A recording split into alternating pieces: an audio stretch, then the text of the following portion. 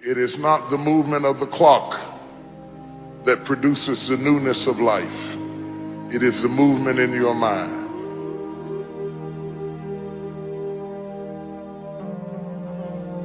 You're going to hear all kinds of things said about you.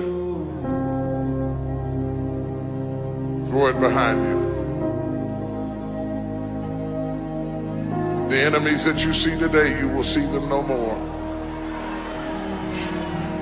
No weapon formed against you shall be able to prosper. Every tongue that riseth against you, God will condemn. This is my time. Truth of the matter is, everybody in here is going through a change. You don't have to be ashamed of yours. We are all in the process of transforming to a higher, better expression of myself. Let this be the year that I birth a higher, better expression of myself. Don't let the habits of my past stop me from this metamorphosis. New year, new me. New year, new me. What separates us is transformation. The possibility of change. The desire to evolve. The passion to get up off the ground and stop eating dirt. I'm tired of doing what I used to do. If I always do what I've always done, I'll always be where I've always been. I'm going to throw it behind me. There's somebody in this room that nobody would think would be in a church tonight, but you drew them to this place tonight because you want them to be a new me and a new year and have a new attitude and a new mind. Because the real battleground is in your mind. That's where the fight is. You lay down with it. You get up with it. You go to work with it. You can't digest your food because of it. Smiling in front of people and nobody knows that there's gunfire going off in your head. It's not a geographical location. It's not debt. It's not money. It's not haters. It's not enemies. It's not liars. It's not backbiters. That's not the battleground. Stop wasting your weapons on what people say, because it is not what they say about you that matters. It is what you say about you that threatens your destiny. You will never be defeated by what they say about you. You will be defeated by what you say about you. I dedicate this to you, to the greatness in you, and to the dream that you showed up on the planet to produce. And it's simply this: if you want a thing bad enough to go out and fight for it, to work day and night for it,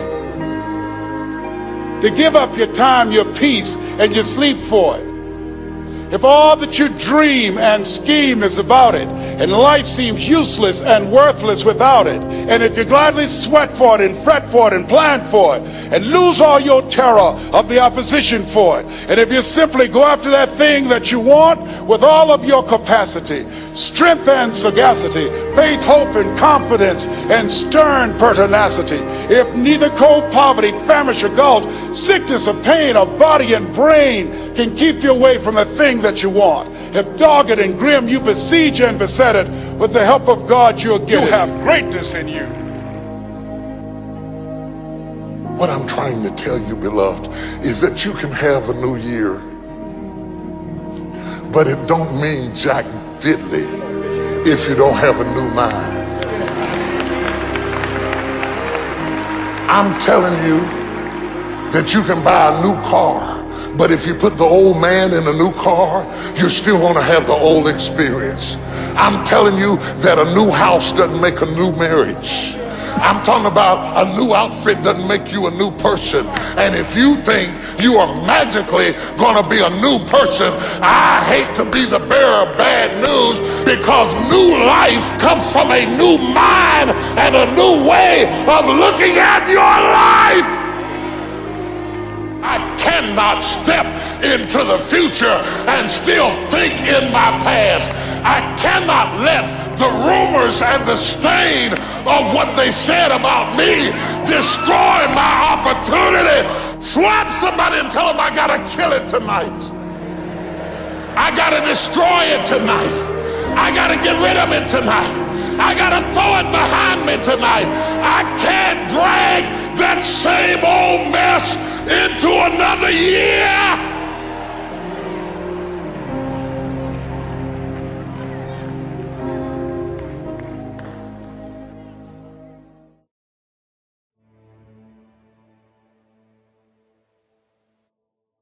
Statistics show that 95% of the people that actually made a New Year's resolution have already broken it by today. And that's if you even made a resolution. I mean, think about it. Most people don't even make a resolution anymore. Why? Because they've made them from years and years and years, and they know they're not going to follow through. So after a while, who wants to disappoint yourself? Who wants to be upset with yourself? Why even bother to set a new standard for this year? You know it's going to be the same as last year. So the question is, what is it that makes us even want to make a resolution? I mean, it's an interesting question. Why is it at the beginning of the year we have this tradition, but it goes beyond tradition. It's something inside of us that makes us want to make things better. And I think part of it is the calendar gives us this idea that we could have a fresh start, that we could start from fresh and have this great victory. Let's use the calendar to serve you today. Let's just see, what does it really take to make this thing happen? Because there's no denying that inside of you, the only thing that's going to make you happy in the year ahead and the decades ahead is going to be having you have an experience where on a regular basis, you feel like your life is making progress. So the secret to real happiness is progress. Progress equals happiness. And if we can make progress on a regular basis, we feel alive. And that's why at the beginning of the year, we get this thing like, okay, I can have this fresh start. I can really do what my soul desires. I could expand. I could grow. I could improve. I could change. Or maybe better than change, I could progress. So if you want to make real progress, then you really got to look at your life in a different way. You got to say, I got to take control of this process and not just hope it's going to work out like people do who make a resolution. Because really, isn't that what they're really doing at the beginning of the year? They're saying, well, here's my resolutions for the year, and they really basically tell you their wishes. It's their wish list. It's what they hope it all comes together. And then they call it a resolution, but they don't know what a resolution is. When you resolve something, to have a resolution is to resolve it. When you've resolved, this is how it's going to be. That's when you cut off any possibility except the thing you've committed to. Make a resolution every day of your life because you only get one at bat.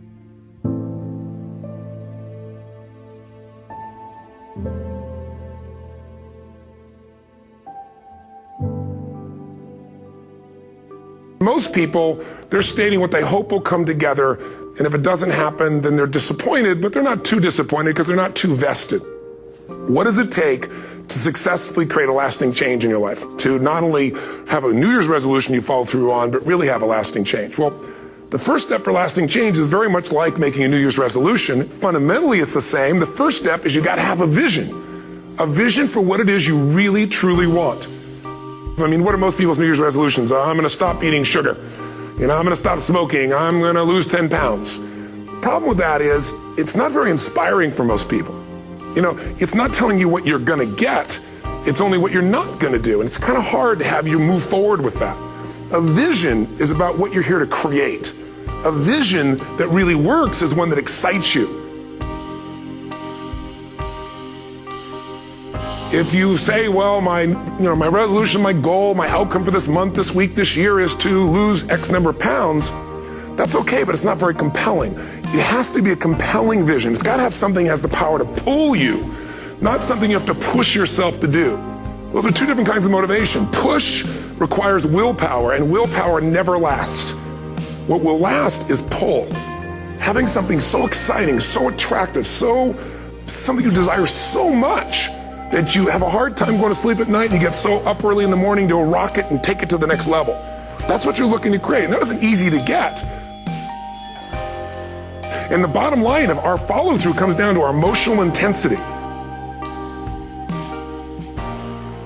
You got to have strong enough reasons that you're going to follow through when the going gets tough.